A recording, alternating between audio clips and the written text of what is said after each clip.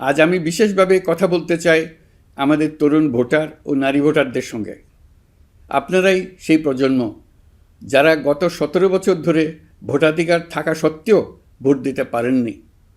আপনারা বড় হয়েছেন এমন এক বাস্তবতায় যেখানে ভোটের মুখোশ ছিল কিন্তু ভোট ছিল না, ব্যালট ছিল কিন্তু ভোটার ছিল না। এই দীর্ঘ সময়ের বঞ্চনা ও অবদমনের সবচেয়ে বড় মূল্য জাতিকে প্রতিদিন দিতে হয়েছে। তবু আপনারা আশা ছাড়েননি।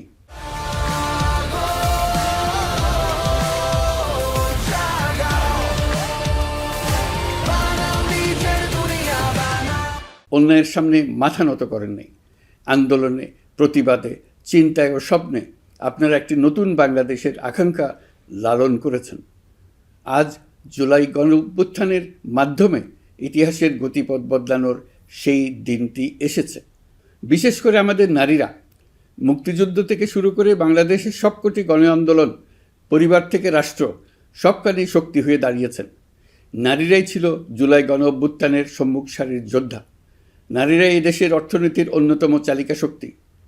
বৈদেশিক মুদ্রা আয়ের শক্ত ভিত, ক্ষুদ্র ঋণ, কুটির শিল্প, নারী উদ্যোক্তা, এই শব্দগুলোর পেছনে আছে পরিবর্তনের গল্প, পরিবার ও সমাজে স্বাবলম্বী হবার গল্প।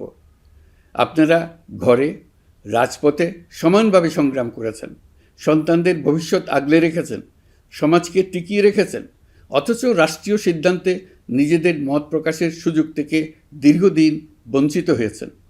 এই নির্বাচন আপনাদের জন্য এক নতুন সূচনা।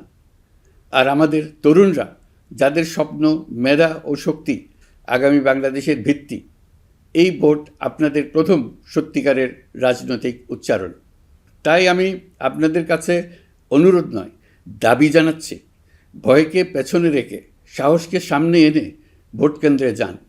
আপনার একটি ভোট শুধু একটি সরকার নির্বাচন করবে না, এটি 17 বছরের নীরবতার জবাব দেবে, বাধাহীন ফেসিবাদের জবাব দেবে, জাতিকে নতুনভাবে গঠিত করবে এবং প্রমাণ করবে এই দেশ তার তরুণ ও নারী এবং সংগ্রামী জনতার কণ্ঠ আর কোনো দিন হারাতে দেবে না।